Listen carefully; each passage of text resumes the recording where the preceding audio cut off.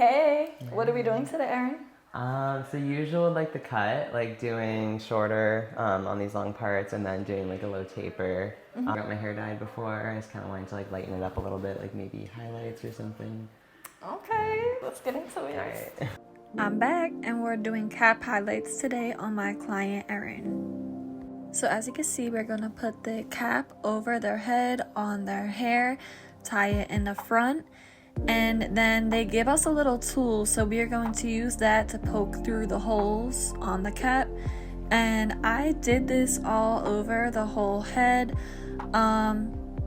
Looking back, I think maybe I would have just done the top of the head, but I went in and I did the whole head. So I'm just poking the holes through and pulling the hair through the holes, and we do that all over. So the cap is kind of like an old school method. It used to be really popular. Nowadays it's more so only used for like shorter hairstyles, because if I was to go in and try to do foils, it just would be like more complicated than it has to be. So that's why I went with a cap. Also, it's like a different method and I just wanted to kind of challenge myself. So, I went in and I did the cap method, and we're doing that all throughout the whole head. So I'll check in with you guys and let you know what we do for the next part.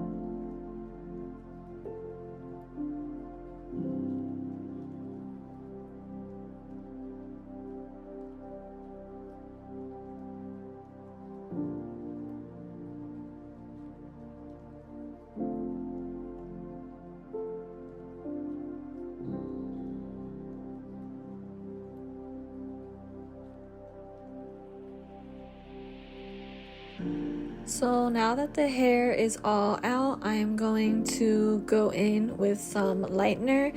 I like to use cream lightener, and then I use developer just because I like the consistency that it gives me, and I feel like I have more control with the cream lightener because it usually mixes a little bit thicker. So I just feel like I have more control that way. I like to do it like that. So I use the cream lightener and I mix 20 volume developer to bump it a few levels, and I mixed 30 with it too because I wanted it to get light but not too light. So doing both, it's kind of like a nice like middle ground.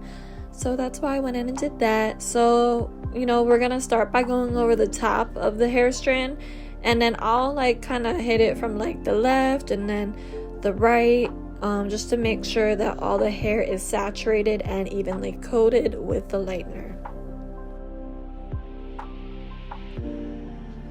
So after I do all that, I'll kind of go through just to like double check and to make sure that I got everything and everything is covered. And then we're all good to let it sit and let it process.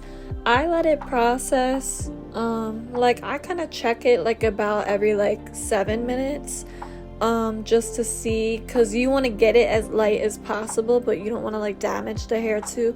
So I just check it every like, we'll say 5 to 10 minutes. And then it was done, so we are moving on to the toner. I use Wella T18 and T27. I feel like that gives me the perfect shade of blonde. It's not too warm and it's not too cool either. It's kind of like just right. I kind of shake it upside down too because the gravity helps to push it down, makes it easier to mix.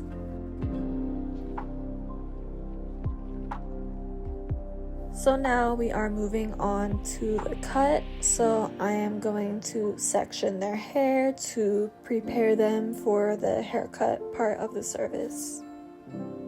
So with the highlights and the the haircut, I was kind of going for like almost like a Leonardo DiCaprio kind of look when he had like longer hair, like in the Titanic. But the way I did the highlights, it was my second time doing the cap highlights. So, you know, like I learned a few things along this, you know, little journey service that I did. And like with the hair being so short, especially like near the neck and around the ears, it was easier for me to take like thicker sections, which kind of caused it to look a little bit streaky on the bottom part. The top part turned out fine, but I made the adjustment that was necessary. I did the long cut and I was like, no, I'm not really feeling it. I want to give them the best desired result possible. So I went in and I faded the sides. I did a burst fade and then it went into the longer hair on the top. And here I am using some texturizing spray just to give it a little bit more movement.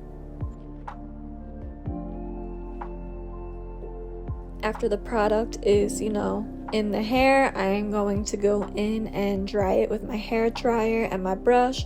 And I'm just kind of like going in just to simply dry the hair.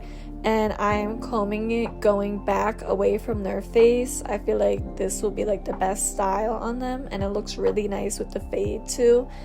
You know, as you can see, I went in and I changed the haircut style that I was going for. But this was, you know, the best haircut to do with the color combination. So, you know, I went in, I made the adjustments and I did it. You know, a lot of times like stylists doing color, it doesn't always go exactly as planned, but it's important to stay flexible and, you know, make the changes where necessary, so that way you can give them, you know, a nice result.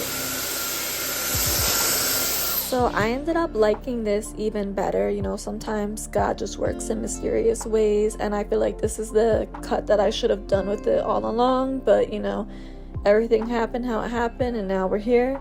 So I'm going to use a little bit of pomade on them just to like get that front hair. So, you know, just put it on your fingertip and then you can like kind of work it through your hands and then, you know, put it in the hair. So we're gonna work it in, you know, like so.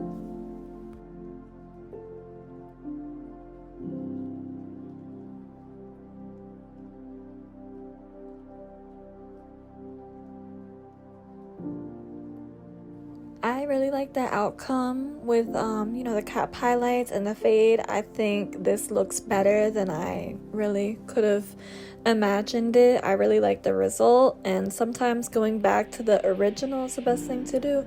So let me know what you think in the comments, and hairstylists, if you have any tips for the cap method next time, just drop it below. I look forward to seeing you guys in the next video, and, you know, let me know what you want to see.